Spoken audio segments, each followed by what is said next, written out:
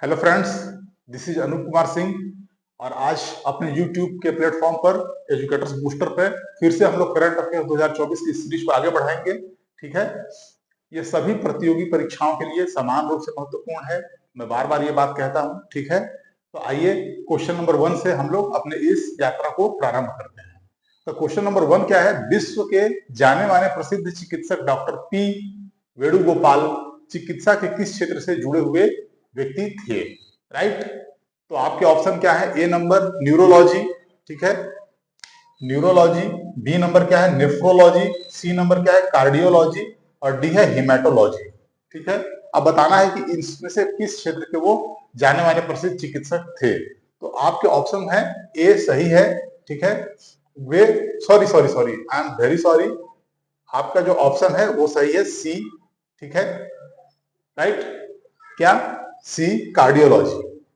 Okay, तो doctor P Venugopalan क्या थे?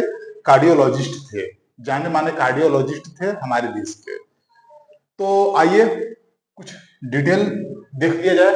राइट, देखिए, भारतीय संसद द्वारा भारतीय संसद द्वारा भारतीय संसद द्वारा 1994 में, ठीक है, अंग प्रत्यारोपण, ठीक है, क्या? अंग प्रत्यारोपण कानून के निर्माण के बाद, अंग प्रत्यारोपण कानून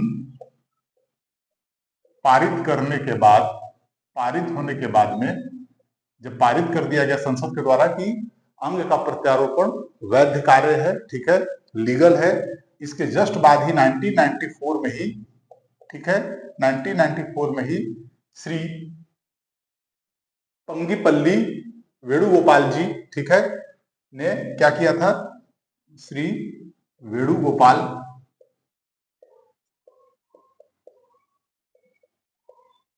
जी ने पहला हृदय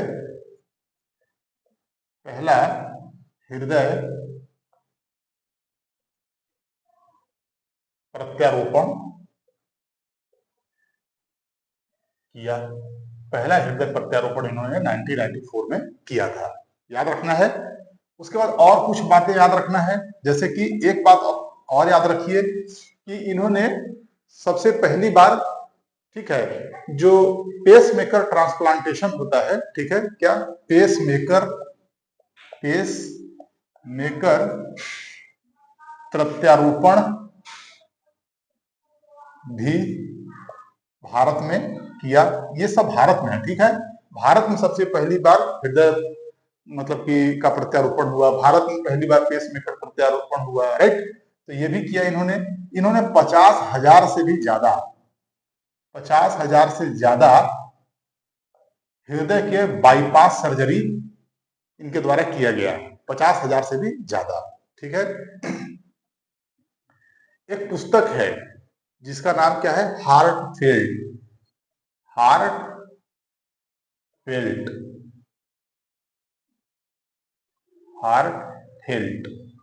हार्टफेल्ट ये पुस्तक का एक नाम है, हार्टफेल्ट, जो कि डॉक्टर पी वेणुगोपाल जी के जीवन पर आधारित एक पुस्तक है, एक जीवन यात्रा या जीवन संस्मरण है ये, जिसे लिखा गया है, इनके ऊपर लिखा गया है।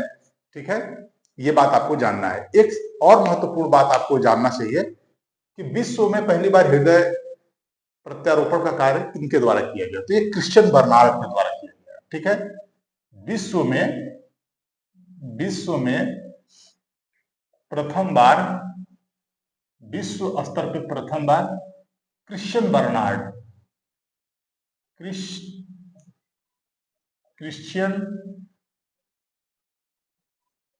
बर्नार्ड द्वारा किया गया था। ये कहां के थे? साउथ अफ्रीका में ये कार्य पहली बार किया गया था। राइट, दक्षिण अफ्रीका में। तो क्रिश्चियन बर्नार्ड के द्वारा पहली बार हृदय प्रत्यारोपण का कार्य किया गया, जो कार्य बाद में फिर श्री वेणुगोपाल जी ने हमारे यहाँ किए थे। ठीक है, भारत में। तो इस तरीके से इस प्रश्न का व्याख्या भी हो गया। तो हम लोग अगले क्वेश्चन पर बढ़ेंगे, नेक्स्ट क्वेश्चन पे। Okay friend, next question number आइए 2 पर। अंतरराष्ट्रीय अभिदम दिवस समारोह कहाँ मनाया गया है? अंतरराष्ट्रीय अभिधम्म दिवस समारोह कहाँ मनाया गया है? ऑप्शन है ए नई दिल्ली, बी राजगीर, सी सारनाथ या डी गया। तो फ्रेंड्स इस प्रश्न का उत्तर है ऑप्शन ए, ठीक है, नई दिल्ली। नई दिल्ली में अंतरराष्ट्रीय अभिधम्म दिवस समारोह मनाया गया है, ठीक है। बौद्ध धर्म से जुड़ा हुआ ये समारोह था, ठीक है, जिसमें बौद्ध धर्म के प्रति आस्था, उनके प्रति अपनी प्रतिबद्धता, ठीक है, इस तरह की चीजों को यहाँ पर दर्शाना था। पाली भाषा को यहाँ पर बहुत ही क्या कहते हैं कि महत्वपूर्ण रूप से यहाँ पर अधिक प्रचार प्रसार किया गया, क्योंकि अभी हाल ही में भारत सरकार ने शास्त्रीय भाषाओं, ठीक है, के लिस्ट में 5 भाषाओं को शामिल किया था, जिसमें पाली, ठीक है, को शामिल किया गया है। तो ये संदर्भ था इस प्रश्न का। फिर अगला क्वेश्चन नंबर 3, इसरो के संचार उपग्रह GSAT-N2 का प्रक्षेपण अभी हाल ही में किसके द्वारा किया गया है, मतलब किस संस्था के द्वारा किया गया है? तो आपके ऑप्शन क्या है? A NASA, B ESA, C space X या डी जाक्सा, ठीक है। तो यहाँ पर क्या है? ऑप्शन सी सही है, स्पेस एक्स। स्पेस एक्स एक निजी अंतरराष्ट्रीय स्पेस कार्यक्रम का एक संगठन है, जिसके द्वारा क्या किया जाता है, जिसके द्वारा अंतरिक्ष में रॉकेट्स और उपग्रहों को भेजने का कार्य किया जाता है। इनका अपना एक लॉन्चिंग स्टेशन है, ठीक है। इसके मालिक का नाम क्या है? इनके मालिक जो हैं, ऑनर जो हैं, वो हैं एलन मस्क जी, जो जाने माने एक क्या है, वैश्विक स्तर पे जो बिजनेसमैन के रूप में इनको जाना जाता है, सफल बिजनेसमैन है वो। तो स्पेस एक्स के द्वारा हमने प्रक्षेपित करवाया है। फ्रेंड्स, हमने क्यों करवाया? क्योंकि इसरो तो स्वयं एक सक्षम संस्था है, ठीक है, स्पेस कार्यक्रम में। देखिए, बात ये होता है कि संचार उपग्रह का जो वजन होता है वो काफी अधिक होता है। संचार उपग्रहों का वजन 4000 किलोमीटर के बाद ही होता है, ठीक। इसी कारण क्या हुआ कि हमारे पास जो भी हमारा रॉकेट लॉन्चर है, ठीक है, जिससे हम प्रक्षेपित करते हैं अपने अपने मतलब कि जो भी उपग्रह वगैरह हैं, तो वो क्या है, 4000 किलोग्राम या 4000 किलोग्राम या फिर कहिए 4 टन, ठीक है, 4 टन के अंदर के ही हम उपग्रहों को प्रक्षेपित कर पाते हैं। इससे अधिक वजन वाले जो उपग्रह हैं, इसको प्रक्षेपित करने के लिए हम किसी दूसरे स्पेस एजेंसीज का हम मदद लेते हैं, ठीक। तो इसी क्रम में हमने किससे मदद लिया? स्पेस एक्स से लिया, क्योंकि हमने जो भेजा था GSAT-N2, वो क्या था? ऐसा संचार उपग्रह है, क्या है? संचार उपग्रह, ऐसा संचार उपग्रह है जिसका वजन लगभग 4.7 टन है, मतलब 47 किलोग्राम है। तो इसके लिए हमें मदद लेना पड़ा था स्पेस एक्स का, ठीक है फ्रेंड। तो इस संचार उपग्रह से बहुत सारे कार्य जो हैं अधिक सुचारू रूप से किए जा सकते हैं, जैसे कि ब्रॉडबैंड एक महत्वपूर्ण संचार व्यवस्था है, तो उसे हम अच्छे से सुचारू रूप से कर सकते हैं। साथ ही साथ जैसे आपको मैं बताऊं कि जब हम वायुयान में उड़ान भरते हैं, उस समय इंटरनेट की व्यवस्था जो होती है वो लगभग बाधित हो जाती है। तो इस तरह के महत्वपूर्ण उपग्रह, जो संचार उपग्रह के प्रक्षेपण के बाद वो भी संभव होगा कि हम आसमान में, ठीक है, फ्लाइट से या फिर हवाई जहाज से यात्रा करने के दौरान भी अपने इंटरनेट को क्या करेंगे, प्राप्त कर सकते हैं। तो इस तरह की चीजों के लिए अत्यधिक उच्च लेवल के कनेक्टिविटी के लिए इन सभी मानकों को ये पूरा करेगा, तो इसलिए ये महत्वपूर्ण था। साथ ही साथ देखिए यहाँ पर नासा तो आप जानते ही हैं, उसका ESA क्या है? तो देखिए यह है यूरोपियन, ठीक है, यूरोपियन स्पेस एजेंसी, ठीक है। जाक्सा क्या है? जापान का जो है स्पेस एजेंसी है। तो इस तरीके से हमने इस संदर्भ को बढ़िया से देख लिया है, हम लोग आगे बढ़ सकते हैं। ओके फ्रेंड, तो नेक्स्ट क्वेश्चन पे हम लोग मूव करते हैं। क्वेश्चन नंबर 4, 18वीं लोकसभा का प्रोटेम स्पीकर किसे बनाया गया था? ठीक है, एक शब्द आया है प्रोटेम स्पीकर, किसे बनाया गया था? तो आपके ऑप्शन ए के सुरेश, बी ओम बिरला, ठीक है, उसके बाद फिर सी नंबर भर्तृहरि महताब या फिर डी नंबर बंडारू दत्तात्रेय, ठीक है। ये आपके प्रश्न है, ठीक है। तो इसे देखिए, तो आप देखेंगे जब, तो आपको पता चलेगा कि प्रोटेम स्पीकर जो है इस पद का, ठीक है, प्रोटेम स्पीकर पद का जो मतलब वर्णन मिलता है, ठीक है, वो संविधान के अनुच्छेद 95(1) में प्राप्त होता है। ठीक है, 95(1) में प्राप्त होता है, 95(1) में प्राप्त होता है। तो इसके तहत इस पद को सृजित किया गया, पद को बनाया गया है। फ्रेंड्स, जो प्रोटेम स्पीकर होते हैं इनका रोल बहुत महत्वपूर्ण होता है, लेकिन बहुत संक्षिप्त होता है। इनका कार्य क्या है कि लोकसभा के चुनाव के बाद, ठीक है, जो सदस्य चुन करके पहली बार संसद भवन में आते हैं, ठीक है, तो उन्हें उनमें आने के बाद फिर क्या है कि जो सबसे वरिष्ठ मतलब सदस्य होते हैं उनमें से किसी एक सदस्य को स्पीकर के लिए, ठीक है, उनको स्पीकर बनाया जाता है। परंतु स्पीकर बनने से पहले, ठीक, एक व्यक्ति को प्रोटेम स्पीकर बना दिया जाता है, ताकि सभी के शपथ, जो भी शपथ ग्रहण वाला जो कार्यक्रम होता है उसे सही तरीके से कराया जा सके। ठीक है, एक सेकंड, इसको फिर से कर ले रहा हूं, कोई दिक्कत?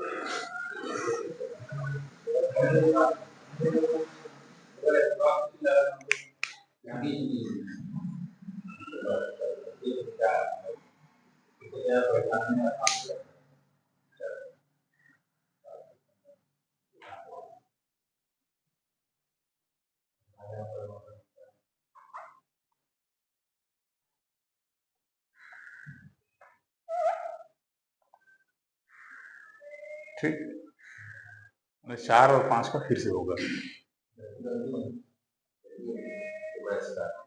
अभी तो समझ गया ना, 4 और 5 फिर से थोड़ा सा समझ।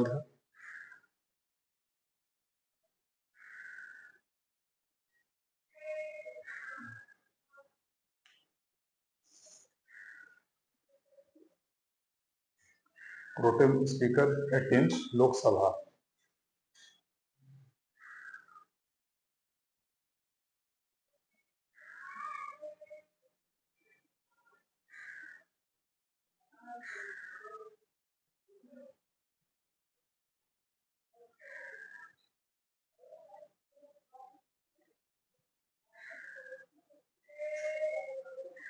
Work of pro tem speaker.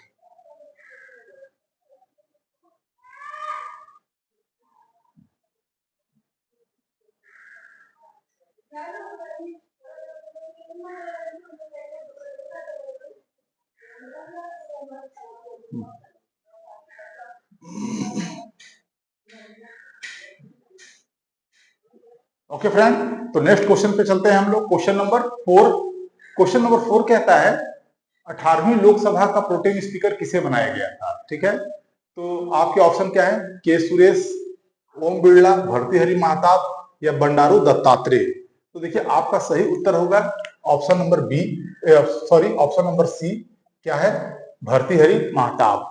Bhartrihari Mahtab जी को बनाया गया था प्रोटेम स्पीकर। प्रोटेम स्पीकर पद जो है संविधान के 95(1) अनुच्छेद से जुड़ा हुआ है। इनका कार्य क्या होता है? सबसे महत्वपूर्ण इनका कार्य है, तो देखिए इनका संक्षिप्त कार्य होता है।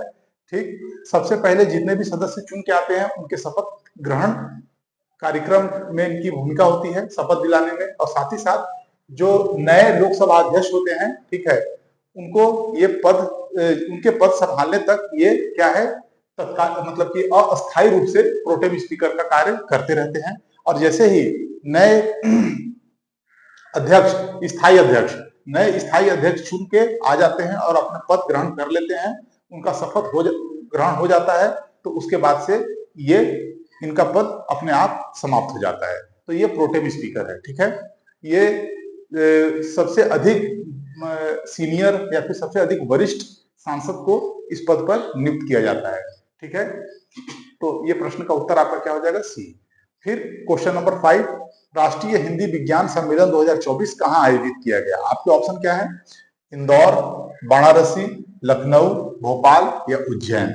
तो इसका उत्तर क्या होगा? डी, भोपाल। ठीक है, तो भोपाल में क्या राष्ट्रीय हिंदी विज्ञान सम्मेलन 2024 आयोजित किया गया। राइट, ठीक है फ्रेंड। ओके फ्रेंड, आइए तो नेक्स्ट क्वेश्चन पे मूव करते हैं। क्वेश्चन नंबर 6, केरल के वायनाड को भारतीय अंतरिक्ष अनुसंधान संगठन द्वारा वर्ष 2023 में तैयार किए गए भारत के भूस्खलन एटलस में कौन सा स्थान दिया गया है, ठीक है। मतलब कि पूरे भारत के जितने भी सेंसिटिव जोन है, जहां पे भूस्खलन से प्रभावित क्षेत्र है, उसका एक एटलस तैयार किया गया है, ठीक है। मतलब कि भौगोलिक क्षेत्रों को उसमें दिखाया गया है। तो पूछ आपसे यही रहा है कि भारतीय अंतरिक्ष अनुसंधान मतलब कि इसरो के द्वारा तैयार ये एटलस है। इसमें वायनाड, जहां पे अभी हाल ही में आपको पता है जुलाई में, ठीक है, क्या हुआ था कि भूस्खलन आया था, तो पूछ रहा है कि उसका कौन सा रैंक या कौन सा स्थान दिया गया है वायनाड को, जो कि केरल में स्थित एक जिला है, ठीक है। तो पहला, बी 9वां, सी 12वां या डी 13वां। तो फ्रेंड इसका आंसर जो हो जाएगा वो ऑप्शन डी 13वां होगा, ठीक है। तो वायनाड को 13वां स्थान दिया गया है। तो पहला स्थान किसे दिया गया है? तो पहला स्थान दिया गया है आपका जो है वो है रुद्रप्रयाग, ठीक है। किसे दिया गया है पहला स्थान? तो पहला स्थान जो दिया गया है इसमें वो है रुद्रप्रयाग। रुद्रप्रयाग को पहला स्थान दिया गया है, इसे आपको ध्यान रखना है, ठीक है। तो ये उत्तराखंड में स्थित है रुद्रप्रयाग, ठीक है। हो सकता है सवाल यही पूछ दे आपसे कि पहला स्थान किसे दिया गया है, तो आप बता दीजिएगा। यहाँ पर टिक करना है आपको, कहा? उत्तराखंड में रुद्रप्रयाग को, ठीक है।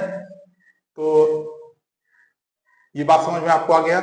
उसके बाद फिर मैं अगर थोड़ा सा बता दूं कि आखिर ये अगर देखा जाए कि भूस्खलन क्या है, तो मैंने पहले भी ज्योग्राफी की कक्षा में इसे बहुत डिटेल में बताया था, ठीक है।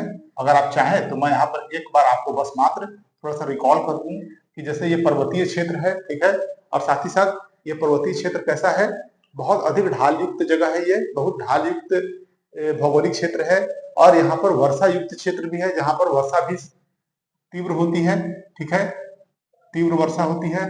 तो इसके वजह से क्या होता है कि वर्षा जब होती है तो पर्वत के ऊपर, ठीक है, पहाड़ी के ऊपर जो मिट्टी या मृदा होती है और बड़े बड़े चट्टान होते हैं, वो धीरे धीरे क्या होती है, वो बरसात के वजह से जो जो वर्षा होती है उसके जल को क्या करते हैं, वो अपने अंदर अवशोषित कर लेते हैं, अपने अंदर सक कर लेते हैं, खींच लेते हैं। और उसके बाद क्या हो जाते हैं, ये यहाँ पर ये जो क्षेत्र हो जाएगा, यहाँ का मृदा क्या हो जाएगा, संतृप्त हो जाएगा। संतृप्त मृदा हो जाएगा मतलब कि मृदा में जल की मात्रा, नमी की मात्रा बढ़ जाएगी और वह मृदा गीली हो जाएगी और यहाँ से सरकने लगेगी, ठीक है। और सरकते हुए मृदा और साथ ही साथ क्या है, बड़े बड़े चट्टानी खंड गुरुत्वाकर्षण के बल की वजह से ये धीरे धीरे ये स्लोप के थ्रू, ठीक है, जो इस पर्वत पर, इस पहाड़ी पर जो स्लोप दिखाई दे रहा है, जो ढाल दिख रहा है, इस ढाल के थ्रू धीरे धीरे नीचे सरकने लगते हैं और सरक करके ये नीचे चले आते हैं, जिसमें क्या होता है कि इस ढाल पर, पर्वत के ढाल पर जो भी वृक्ष होते हैं, वन होते हैं, ठीक है, ये और साथ ही साथ बड़े बड़े चट्टानी खंड होते हैं, ठीक है, ये बड़े बड़े चट्टानी खंड होते हैं, ये सभी सरकते हुए नीचे आ जाते हैं। जिसकी वजह से क्या होता है कि पहाड़ी के प्रदेश में, फुट हिल में जितने भी क्या है कि बसावट वाले क्षेत्र होते हैं, घर होते हैं, ठीक है, ये सभी क्या होते हैं, इसके प्रभाव में आकर के क्या होता है, बहुत अधिक विनाश होता है और जन धन की अपार हानि होती है। तो यही है भूस्खलन, ठीक है फ्रेंड। तो आपको इसे ध्यान में रखना है, राइट।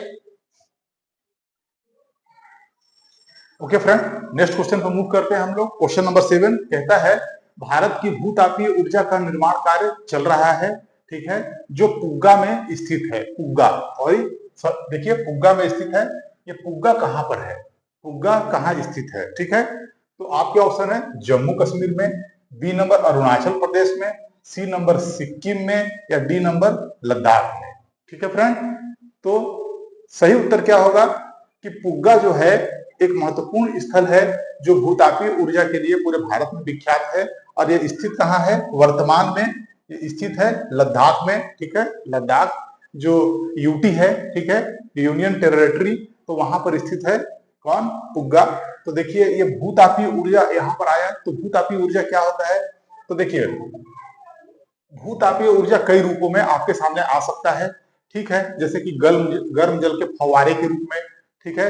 होता क्या है कि पृथ्वी के सरफेस के नीचे, ठीक है, ये सरफेस है, ठीक है, ये सरफेस है, तो सरफेस के नीचे क्या होता है कि इस सरफेस के अंदर क्या होता है कि गर्म जल के फव्वारे होते हैं, जैसे कि ये यहाँ पर क्या है कि भौम जल जो होता है, तो ये भौम जल का जो लेयर है यहाँ पर, यहाँ कई तरह की क्रियाएं अंदर होते रहती हैं, ठीक है। तो सरफेस के नीचे का जो तापमान होता है, ठीक है, मैग्मा होता है, यहाँ पर मोल्टेन मैग्मा होता है, उसके संपर्क में आने पर यहाँ का जल क्या है, जो भौम जल है, इसे कहते हैं ग्राउंड वाटर। ये ग्राउंड वाटर क्या होता है, वार्म जाता है, वार्म ग्राउंड वाटर होता है, ठीक है, अत्यधिक गर्म होता है ये। और यहाँ से क्या होता है कि जब ये सरफेस से बाहर निकलती है ये गर्म जल, तो ये काफी तापमान के साथ जब बाहर निकलती है तो इसे ही क्या कहते हैं, भूतापीय ऊर्जा, ठीक है। माने कि भूमि के अंदर के तापमान की वजह से जो भौम जल है या ग्राउंड वाटर है उसका गर्म हो जाना और उसका यहाँ से बाहर आना, या भाप के रूप में, या फिर क्या होता है यहाँ से भाप के रूप में, गर्म भाप के रूप में स्ट्रीम, ठीक है, वार्म स्ट्रीम के रूप में, भाप के रूप में ये बाहर निकलते हैं, जिससे हम यूज करके यहाँ पर इस तापमान का, इस भाप का यूज करके हम यहाँ पर विद्युत उत्पादन कर सकते हैं या किसी अन्य रूप में इस ऊर्जा का इस्तेमाल कर सकते हैं। इसे भूतापीय ऊर्जा कहते हैं। और यहाँ पर रेडियो सक्रिय पदार्थ भी कई बार पाए जाते हैं। उस रेडियो सक्रिय पदार्थ की वजह से भी क्या होता है, यहाँ पर अत्यधिक तापमान पाया जाता है, जिसकी वजह से भी भूतापीय ऊर्जा बाहर निकलते हैं। ओके फ्रेंड, तो इस प्रश्न के संदर्भ में ये व्याख्या थी। ओके फ्रेंड, आइए नेक्स्ट क्वेश्चन पे देखिए हम लोग। क्वेश्चन नंबर 8 पे आ जाइए। 75वें गणतंत्र दिवस समारोह में के मुख्य अतिथि कौन थे? ये क्वेश्चन है। देखिए ये सब क्वेश्चन क्या है कि हमेशा से आता रहा है इस तरह का सवाल, तो फिर से हम लोग इसको देख लेते हैं। 75वें गणतंत्र दिवस के मुख्य अतिथि कौन थे? तो आपके ऑप्शन क्या है? A number Joe Biden, B number Sheikh Hasina, C number Emmanuel Macron, या D number Mohamed Muizzu.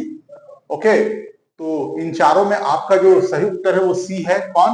Emmanuel Macron. Emmanuel Macron साहब जो हैं वो मुख्य अतिथि थे गणतंत्र दिवस पर, ठीक है। ये फ्रांस के राष्ट्रपति हैं, फ्रांस के राष्ट्रपति हैं। बहुत ही कम उम्र में, फ्रांस के सबसे कम उम्र में राष्ट्रपति बनने वाले व्यक्ति हैं इमैनुअल मैक्रो जी। तो क्वेश्चन नंबर 8 हो गया। उसके बाद क्वेश्चन नंबर 9 पर आप लोग आते हैं। ये कहता है कि 75वें गणतंत्र परेड के लिए सर्वश्रेष्ठ झांकी अवार्ड किस राज्य को दिया गया है, जो हर साल दिया जाता है, ठीक है। हमारे देश के जो राज्य हैं इसमें भाग लेते हैं और अलग अलग थीम पर, ठीक है, अपने राज्य के का प्रतिनिधित्व करते हैं झांकी के द्वारा। तो इस बार का प्रतिनिधित्व करने के लिए किस राज्य को दिया गया है? आपके विकल्प क्या दिए हुए हैं? उत्तर प्रदेश, और बी नंबर में उड़ीसा, सी नंबर में मध्य प्रदेश, और डी में छत्तीसगढ़, ठीक है। तो इन चारों में सही उत्तर क्या है आपका? तो इन चारों में सही उत्तर आपका हो जाएगा, आपका जो सही उत्तर है वो है बी नंबर उड़ीसा। उड़ीसा सही उत्तर है आपका, ठीक है। फ्रेंड्स, क्या आपको पता है कि उड़ीसा राज्य के द्वारा कौन सी झांकी प्रस्तुत की गई थी? कौन सी झांकी प्रस्तुत की गई थी? तो इसमें है क्या? विकसित भारत में महिला सशक्तिकरण। क्या मैं लिख दूं? विकसित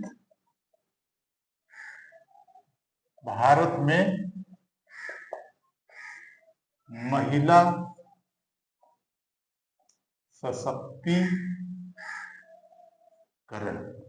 ठीक है, ये था। इसे आपको ध्यान में रखना है, क्योंकि हो सकता है कि क्वेश्चन को थोड़ा सा अगर टफ बनाएगा तो सीधे सीधे पूछ देगा कि उड़ीसा राज्य को सर्वश्रेष्ठ झांकी का पुरस्कार दिया गया है, ठीक है, गणतंत्र दिवस परेड के दौरान। तो किस थीम पर उन्होंने झांकी निकाली थी, ठीक है, या प्रस्तुतिकरण की थी? तो आपको याद रहना चाहिए, ठीक है, आप लोग नोट कर लीजिए इसे, ठीक है। तब नेक्स्ट क्वेश्चन पर मूव करना चाहिए। ओके फ्रेंड, तो नेक्स्ट क्वेश्चन नंबर 10 पे आते हैं हम लोग। वाइब्रेट गुजरात वैश्विक शिखर सम्मेलन 2024 का आयोजन कब किया गया है, ठीक है। इसमें क्या पूछ दिया गया है? टाइमिंग पूछ दिया गया है, क्योंकि कुछ क्वेश्चन इस तरह के भी फैक्चुअल होते हैं जो कि डेट या फिर मतलब कि ईयर इस तरह से संबंधित क्वेश्चन आते हैं। तो इसका ऑप्शन क्या है? ए नंबर 10 से 12 जनवरी फर्स्ट ऑप्शन, सेकंड ऑप्शन 24 जनवरी, फिर सी 1 जनवरी, या फिर डी 18 जनवरी। तो आपके जो उत्तर होंगे इन चारों में ऑप्शन ए होगा, ठीक है। 10 से 12 जनवरी को वाइब्रेंट गुजरात वैश्विक शिखर सम्मेलन 2024 का आयोजन किया गया, ठीक है। तो ये क्या है, जरा इसके संदर्भ में आइए देखें। तो वाइब्रेंट गुजरात जो सम्मेलन है, ये गुजरात में एक क्या है, निवेश को बढ़ावा देने के लिए किया जाने वाला, राज्य सरकार के द्वारा किया जाने वाला यह एक सम्मेलन है, ठीक है, जिसमें केंद्र सरकार भी सकारात्मक भूमिका निभाती है, ठीक है। तो क्या है ये, निवेश आकर्षण के लिए, निवेश आकर्षित करने के लिए किया जाने वाला एक क्या है, सम्मेलन है, किया जाने वाला सम्मेलन है, ठीक है। इसके थ्रू क्या होता है, वैश्विक स्तर के जो बड़े बड़े कंपनियां हैं उन्हें क्या किया जाता है, उन्हें निमंत्रण दिया जाता है, ठीक है। और खास तौर पे ऐसे लोग जो भारतवंशी हैं और भारत से बाहर किसी महत्वपूर्ण दूसरे क्षेत्र में, जैसे यूएई, यूएसए, कनाडा, राइट, उसके बाद फिर अन्य और भी जगह जैसे ऑस्ट्रेलिया, न्यूजीलैंड, इस तरह के क्षेत्र में जहां भारतवंशी लोग बहुत अधिक मात्रा में रह रहे हैं, ठीक है, और वहां पर वे अग्रणी रूप भूमिका निभा रहे हैं व्यापार में, ठीक है, तो उन्हें बहुत सारे छूटों के साथ, ठीक है, कई व्यापारिक छूट,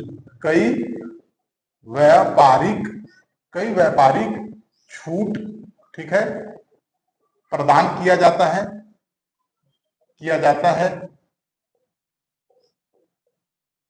सुविधाएं दी जाती हैं,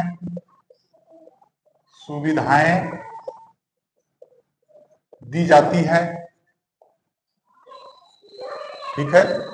तो जो व्यापारीगण हैं, भारतवंशी व्यापारीगण मुख्य रूप से ऐसे सभी को बहुत सारे छूटों के साथ में यहाँ पर, और बहुत सारे इन्हें क्या है, व्यापारिक कर वगैरह में भी छूट दी जाती है, जिससे यहाँ पर आकर के वो अपना निवेश करें, ठीक है। इसके कई परिणाम निकलते हैं, जैसे कि रोजगार में वृद्धि होता है, साथ ही क्या होता है, निर्यात बढ़ता है, ठीक है, ठीक है, प्रतिस्पर्धा बढ़ती है, ठीक है। फिर क्या होता है, विदेशी मुद्रा का आगमन होता है, ठीक है, क्या होता है, विदेशी मुद्रा का आगमन होता है। तो इस तरह के बहुत सारे महत्वपूर्ण ये कार्य इसके द्वारा की जाती है। तो ये एक बहुत ही उम्दा कार्यक्रम है, ठीक है, जिसे आपको समझना है। तो आगे चले हम लोग क्वेश्चन नंबर 11 पे। क्वेश्चन नंबर 11 क्या कहता है, आपको कहता है कि देश में पहले कौशल भारत केंद्र का उद्घाटन कहाँ किया गया। बहुत महत्वपूर्ण क्वेश्चन है, बहुत महत्वपूर्ण, मुझे बहुत महत्वपूर्ण लगता है ये सवाल, आपको देखना है ठीक से। पहला कौशल भारत केंद्र, इसका उद्घाटन कहाँ किया गया, तो ए नंबर है संबलपुर, बी है जाजपुर, सी नंबर जमशेदपुर, या बी नंबर राउरकेला, ठीक है। तो आपका उत्तर क्या होगा, ए संबलपुर। ये उड़ीसा का एक महत्वपूर्ण शहर है संबलपुर, जहां पर भारत के पहले कौशल भारत केंद्र का उद्घाटन किया गया है।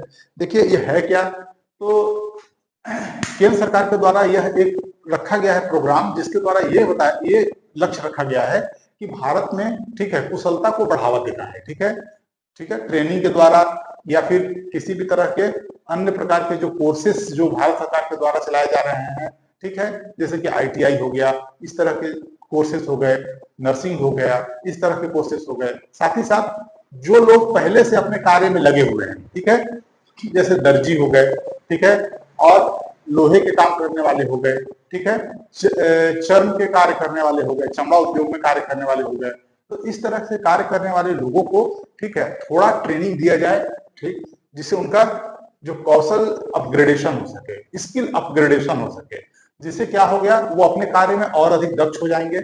और उन्हें अगर थोड़ा वित्त प्रदान कर दिया जाए साथ ही साथ, तो वो क्या कर सकते हैं, एक बेहतर अपने लिए अवसर सृजित कर सकते हैं, ठीक है।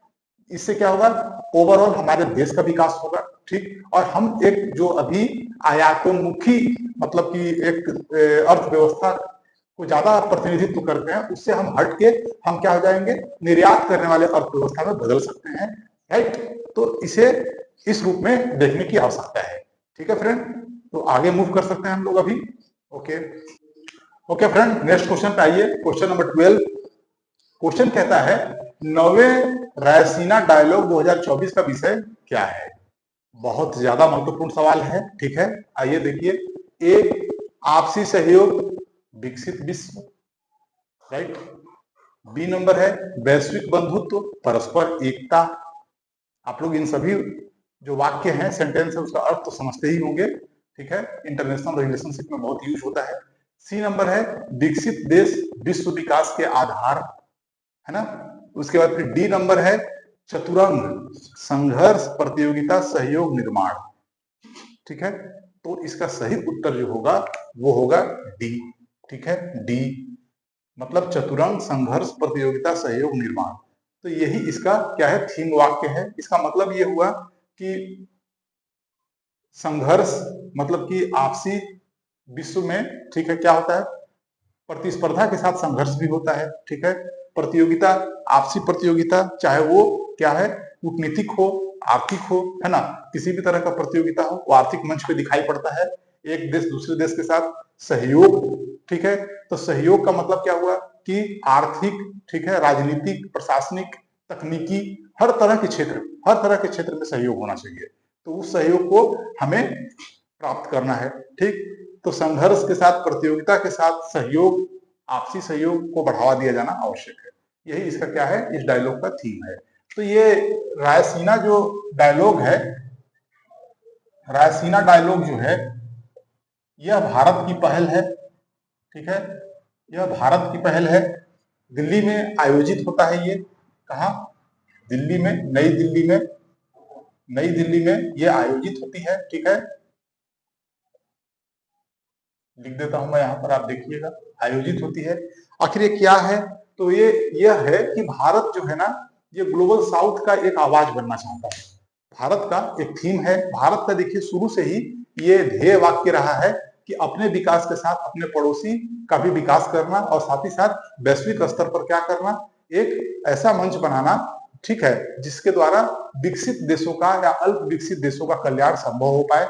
तो यही कहलाता है। जैसे कि अगर हम देखें तो दक्षिण, पूरे ग्लोब में देखिए तो इक्वेटर से नीचे आइए और इक्वेटर से ऊपर जाइए, तो आपको एक ना डिफ्रेंसिएशन दिखाई देगा, एक विभेदीकृत मतलब कि स्तर दिखाई देगा। जैसे अगर नीचे आते हैं हम दक्षिण की तरफ, तो उसमें विकसित विकासशील देश जो हैं, वो पूरे बहुत सारे विकासशील देशों का उसमें क्या है, उपस्थिति है, और साथ ही साथ उसमें अल्प विकसित देश भी उसमें स्थित है, ठीक। लेकिन जैसे ही हम ऊपर जाते हैं नॉर्थ की तरफ, तो वहां पर विकसित देशों का अत्यधिक मात्रा में क्या है, कंसंट्रेशन है, वहां पर उपस्थिति है। तो होता क्या है कि हम तो दक्षिण में ही, दक्षिण एशिया के ही हम कंट्री हैं। तो देखिए, तो इसीलिए कहा जाता है कि एशियाई देश जो हैं वो दक्षिण में स्थित हैं। तो उन सभी देशों के विकास के लिए आवाज उठाने का कार्य भारत के द्वारा किया जा रहा है, ठीक है। इसी को ग्लोबल साउथ कहा जाता है। भारत को ग्लोबल साउथ का आवाज कहा जाता है। तो बड़ा ध्यान से रखिएगा, ये वर्ड ग्लोबल साउथ जो है अभी इंटरनेशनल रिलेशनशिप में बहुत अधिक चर्चा में है, ठीक। तो रायलसीना एक ऐसा मंच है जिसके द्वारा इस तरह के बातों को हम उठाते हैं और विकसित देशों के सामने रखते हैं, ताकि वो हमारा मदद करें, हमारी मदद करें, ठीक है, राइट। तो इस तरीके से इस प्रश्न के संदर्भ में हमने व्याख्या कर लिया। ओके, तो नेक्स्ट क्वेश्चन पे हम मूव करें। ओके, आइए फ्रेंड्स, तो नेक्स्ट क्वेश्चन पे मूव किया जाए। क्वेश्चन नंबर 13 क्या कहता है कि किस राज्य सरकार ने अभी हाल ही में क्या है, ग्रीन हाइड्रोजन मिशन को मंजूरी दे दी है। ग्रीन हाइड्रोजन मिशन को मंजूरी दे दी है। आपके ऑप्शन है यूपी मतलब उत्तर प्रदेश, बी नंबर तमिलनाडु, सी में महाराष्ट्र और डी में उत्तराखंड। तो फ्रेंड्स, इस सवाल का जो सही उत्तर है वो है ए, उत्तर प्रदेश। बहुत महत्वपूर्ण सवाल है। उत्तर प्रदेश राज्य ने मंजूरी दे दी है अपने राज्य में ग्रीन हाइड्रोजन मिशन को। ये ग्रीन हाइड्रोजन मिशन क्या है, देखिए, ये मिशन जो है इसके द्वारा क्या है, स्वच्छ ऊर्जा को बढ़ावा दिए जाने के लिए, ठीक है, हाइड्रोजन का ऊर्जा के रूप में हम उपयोग करते हैं, ठीक है। ये थोड़ा महंगा मिशन है, महंगा कार्यक्रम है, ठीक है, क्योंकि आपको पता है कि हाइड्रोजन एक ऐसा मतलब कि ऊर्जा का स्रोत है जिसके द्वारा क्या होता है कि प्रदूषण नहीं फैलता है। जैसे जीवाश्म ईंधन से क्या है, आज सबसे बड़ी समस्या क्या हो गई है, प्रदूषण की समस्या हो गई है। आज दिल्ली की स्थिति देख रहे हैं, अभी क्या हो गया है, बिल्कुल वो एक गैस चैम्बर के रूप में बदल चुका है, जिसके वजह से वहां पर जितने भी कमजोर टाइप तबके हैं, जैसे छोटे बच्चे हो गए, ठीक है, वृद्ध हो गए, ठीक है, गर्भवती महिलाएं हो गई, या सांस से संबंधित जो भी मरीज हैं, ठीक, तो उन लोगों की स्थिति क्या है, अधिक नाजुक बनी हुई है वहां पर, और अस्पतालों में बहुत अधिक भीड़ लग गया है। तो ये सब कहीं ना कहीं जीवाश्म ईंधन की देन है। तो उसे निजात पाने के लिए ग्रीन हाइड्रोजन मिशन को मंजूरी दिया गया है अभी यूपी में, यूपी के सरकार के द्वारा। ठीक है, आगे बढ़े हम लोग क्वेश्चन नंबर 14 में चलते हैं। रक्षा प्रौद्योगिकी में नवाचारों को बढ़ावा देने हेतु कौन सा योजना प्रारंभ किया गया है? आपके ऑप्शन क्या है? Surabhi, A B number Aditi, फिर है सी सिद्धि और डी परम सिद्धि। ठीक है, तो आपका उत्तर क्या है? अदिति, है ना। अदिति एक स्कीम है भारत सरकार की, ठीक है, और रक्षा प्रौद्योगिकी में नवाचारों को बढ़ावा देने के लिए इस योजना को शुरू किया जा रहा है। ठीक है, तो सिंपल है, इसे याद रखना है बस इसको। आगे बढ़िए, क्वेश्चन नंबर 15 पे आ जाइए। इसमें कहता है, क्या कहा जा रहा है कि सर्वाधिक आयुष्मान कार्ड जारी करने वाला राज्य कौन सा बना? ठीक है, तो क्या है आपके ऑप्शन है? पश्चिम बंगाल, ए, फिर है बी दिल्ली, सी है गुजरात और डी उत्तर प्रदेश।